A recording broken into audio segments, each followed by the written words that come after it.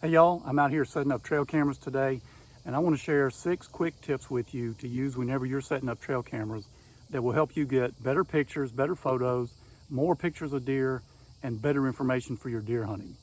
The first one is make sure you get the camera at the right height. Now, my personal opinion is knee height on me is the perfect height for most trail cameras.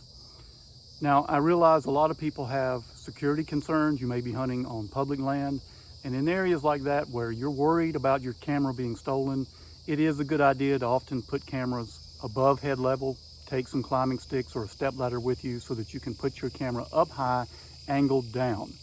The problem with that angle, even though it is very secure, is that it makes it tougher from a high angle to estimate the age of bucks in your trail camera photos. That's something that's very important to me, estimating ages of the bucks that I capture. And so I want the camera on ground level with the deer, looking at them parallel to the ground. My experience has shown that knee high, the height of my knee, is going to be about perfect. A lot of people tend to think deer are taller than they really are, but very few of us get the chance to stand next to a live deer to get a sense of how tall they are. And generally, we mostly overestimate their height. You don't have to have the camera very high to get good pictures of deer at their level. Again, knee high is my advice, unless you have a security concern where you really feel like you want the camera to be high overhead. Of course, at this height, at knee height, you can always use a cable lock to make sure the camera is secure and can't be stolen. My next tip is make sure the camera is the right distance from the target zone where you believe deer are going to be. Whether that is a scrape, whether it is a pile of corn for bait, whether it is a trail, whatever the feature is where you believe deer are going to be, you want the camera the right distance from that. I see people a lot of times put cameras way too far from places that deer are going to be. In essence, really, only about 12 to 15 feet is going to be optimal on most cameras. You don't have to get very far. You don't want to be too close because you want the whole deer to fit in the frame, but you don't want to be too far away so that deer are a very small part of the image. Again, 12 to 15 feet in my experience, about 4 to 5 paces away from the camera is just about right. You know, you want to test some images with your camera to make sure that that distance is ideal for your camera model as well. But for most cameras I've found, 4 to 5 paces, 12 to 15 feet is about right to the target zone. The next tip is when you're putting your camera up, make sure it's oriented north or as close to north as you can get. The main thing is you want to avoid east and west. You don't want the camera pointing into the rising sun or the setting sun. That kind of direct light can trigger false images and also cause other problems, use up your battery life and create lighting trouble. So you don't ever want direct sunlight coming into the camera. If you orient it north, you're almost always going to have the sun going around behind the camera and east to west to the right and the left rather than shining into the camera itself.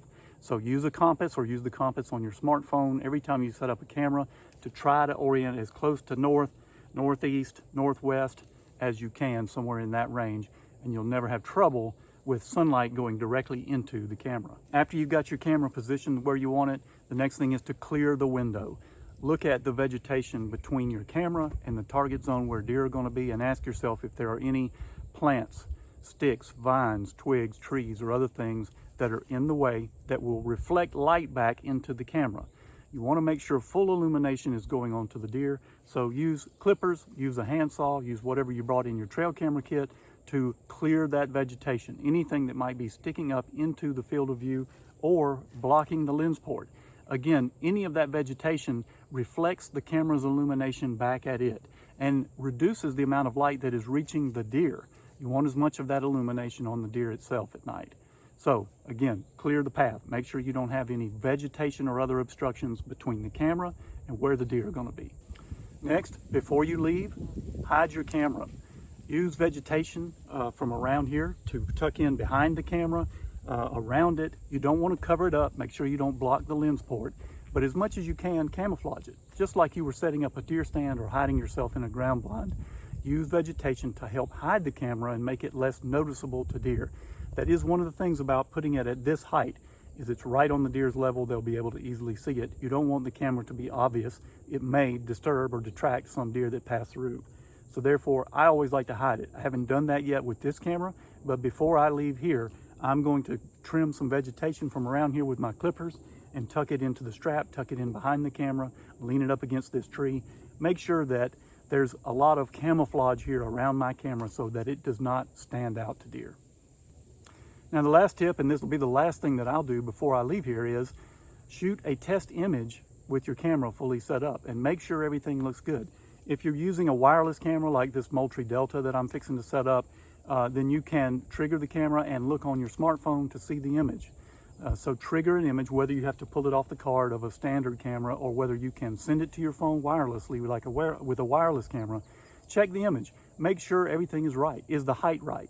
Is the angle right? Is the target zone where deer are going to be fully in the frame of the camera? Or are you cutting off parts of where deer will be walking? Make sure everything looks good to you before you leave the site, because if it doesn't look right, you're still here. You can make adjustments. You can adjust the angle of the camera, the height of the camera. You can adjust anything that might be continuing to block the camera's view. If you see vegetation sticking up that you didn't catch before, this is your chance to make final tweaks and final fixes to your setup before you leave, because once you get back home and start getting pictures, you'll have to come back out here to fix it. And that's one of the nice things about wireless cameras is you don't have to visit it often. You can set this up, the cameras, the images are being sent to you. You don't have to come back to pull cards. And if you make sure you've got fresh batteries in the camera before you leave, it will be a long time before you have to return to freshen up batteries. So again, before you leave the site, make sure everything looks great. Make sure you see the other videos in our series on trail cameras and subscribe to the Deer Association channel now so you won't miss any of our great videos, deer hunting content, deer management, deer habitat, trail cameras, and other things to make your hunting better.